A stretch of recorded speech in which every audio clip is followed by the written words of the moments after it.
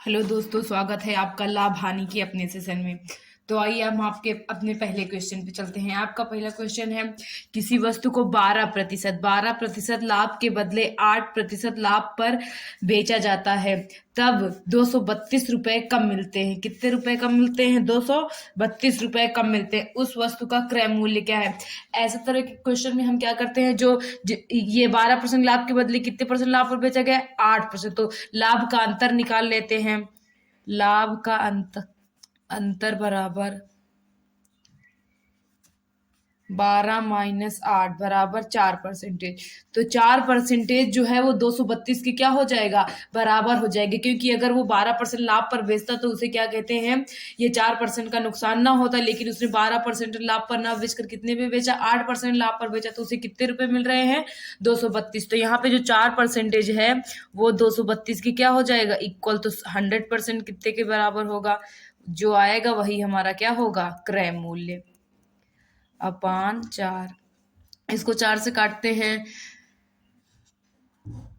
4 पंजे 20, 4 8 32, यानी आपका क्रय मूल्य कितना आ गया?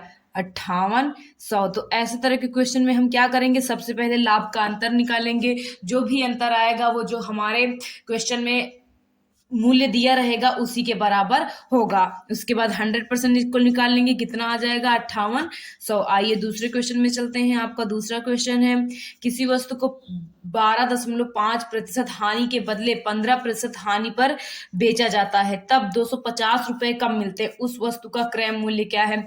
तो अब यहाँ पे हानि दी है तो हानि का अंतर निकाल लीजिए। हानि का अंतर बराबर 15 माइनस 12.5। तो कितना आ जाएगा घटाने पे? आपको घटाने पे आएगा 2.50। तो देखिए 2.50% इज इक्वल है किसके? 250 के। तो 100% निकाल लेंगे। 250 गुणे 100 बटे 2.5। इसका हम दशमलव हटा देते हैं।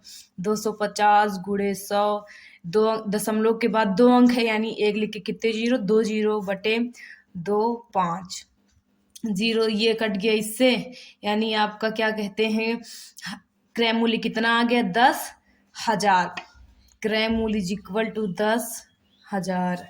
तो इस तरह के क्वेश्चन, इसी तरह का ये पहला क्वेश्चन था, उसमें लाभ का अंतर दिया था और इसमें किसका अंतर दिया था? हानि का। इसमें जो भी ना समझ में आया आप प्लीज कमेंट करके बताइएगा। तो आइए तीसरे क्वेश्चन पे चलते हैं। आपका तीसरा क्वेश्चन है, यदि 120 वस्तुओं को बेचने से 30 वस्तुओं के विक्रय मूल्य के बराबर लाभ हो, यानी कि सेलिंग प्राइस कितना है आपका? 120, प्रॉफिट कितना है? 30। तो आइए कॉस्ट प्राइस निकाल लेते हैं। उसके बाद हमें क्या फाइंड करना है? प्रॉफिट परसेंटेज, ये भी फाइंड करना है। तो सबसे पहले कॉस्ट प्राइस निकालते हैं। हम जानते हैं प्रॉफिट इज इक्वल टू होता है selling price minus cost price.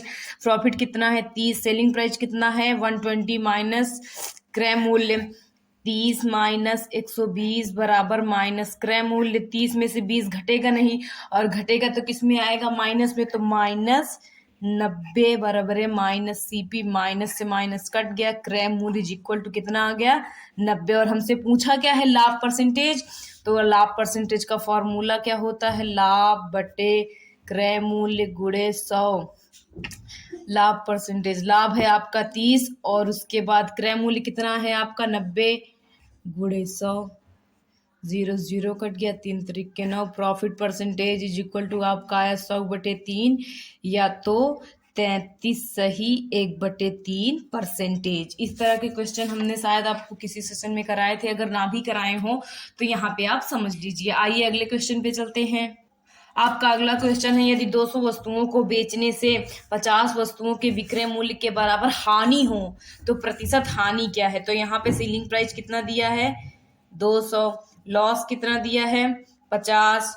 और हमसे पूछा क्या है? लॉस परसेंटेज फाइंड करिए। और लॉस परसेंटेज निकालने के लिए सबसे हमें पहले क्या पता होना चाहिए? Cost price. तो कॉस्ट प्राइस भी नहीं पता है, तो cost price equal to question mark. तो लॉस इज इक्वल टू होता है सीपी माइनस एसपी, यानी cost price minus selling price. Loss कितना है आपका? 50। कॉस्ट प्राइस नहीं पता, सेलिंग प्राइस कितना है? 200। 50 ये जो 200 को इधर लाएंगे बराबर के, ये माइनस में इधर आएगा, किसमें हो जाएगा, प्लस में। 50 plus 200 is equal to cost price. 200 में 50 ऐड करेंगे कितना हो जाएगा, 250 is equal to cost price, यानी कॉस्ट प्राइस आपको कितना आ गया, 250 आ गया। और हमसे पूछा क्या है, लॉस परसेंटेज, तो loss percentage is equal to loss upon cost price into 100। Loss percentage, loss कितना है 50 और कॉस्ट प्राइस कितना है 250 इंटू 100। 0 0, 5 5 25, 5 2 10, यानी लॉस कितने का हो रहा है, उसे 20% का लॉस हो रहा है।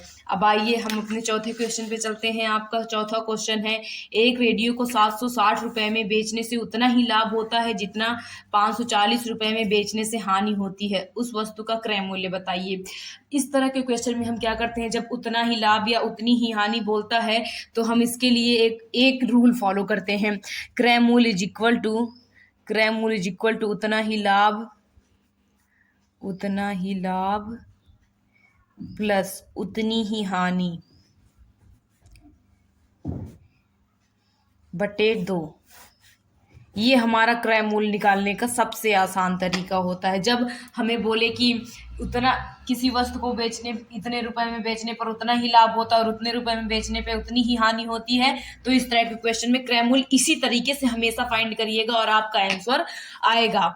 तो आइए निकालते हैं। हम बोल रहा है हमसे क्रय मूल्य फाइंड करना, उतना ही लाभ, कितने रुपए में बेच रहा है तो उतना ही लाभ हो रहा है उसे 760 रुपए में, और हानि 540 रुपए में, तो 760 प्लस 540 बटे 2, इन दोनों को ऐड करेंगे तो कितना आएगा आपका, 1300 आएगा। कितना आएगा, 1300। 1300 बटे 2, इसको काटिए, आपका काटने पे आएगा 650। देखिए 2 छंग 12 हासिल बच गया, एक कितना हो गया 10, 2 पंजे 10, जीरो बचा था, जीरो लिख लिए हम, यानी कॉस्ट प्राइस आपका कितना आ गया, 650 रुपए आ गया। तो इस तरह के क्वेश्चन में आप ध्यान रखिएगा कि जब उतना ही लाभ और उतनी ही हानि बोले तो दोनों ही मूल्य को जोड़कर 2 से हम क्या कर देंगे, भाग कर देंगे, तो हमारा कॉस्ट प्राइस आ जाएगा। अगले क्वेश्चन भी आपका इसी तरीके है, किसी वस्तु को 668 रुपए में बेचने से उतने ही रुपए का लाभ होता है जितना 492 रुपए में बेचने से हानि होती है, उस वस्तु का क्रय मूल्य बताइए।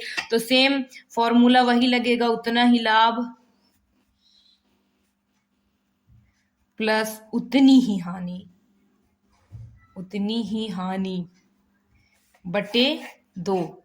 इससे आपके क्या निकल जाएगा, कॉस्ट प्राइस हमसे पूछा ही है कॉस्ट प्राइस, तो cost price is equal to उतना ही लाभ, 668 रुपए का लाभ हो रहा है और 492 रुपए की हानि होती है, बटे 2 इज इक्वल टू आपका जोड़ने पे आएगा 1160। कितना आएगा, 1160 बटे 2, इसको काट देंगे तो आपका आ जाएगा 580 रुपए। देखिए इसको हम कैसे काटे, 2 पंजे 10, हासिल कितना बच गया, एक उसमें गया, 2 अट्ठे 16, तो जीरो बचा, जीरो लिख लिए हम, यानी आपका कॉस्ट प्राइस कितना आ गया, 580 रुपए आ गया। आज हमने आपको अपने सेशन में 3 टाइप के 2 क्वेश्चन कराए हैं। अगर आपको हमारे किसी भी क्वेश्चन में कोई भी दिक्कत हो तो हमें कमेंट करके जरूर बताइए, और अगर हमारा वीडियो आपको पसंद आ रहा हो तो वीडियो को लाइक कीजिए, चैनल को सब्सक्राइब कीजिए और वीडियो को ज़्यादा से ज़्यादा शेयर कीजिए। Thank you.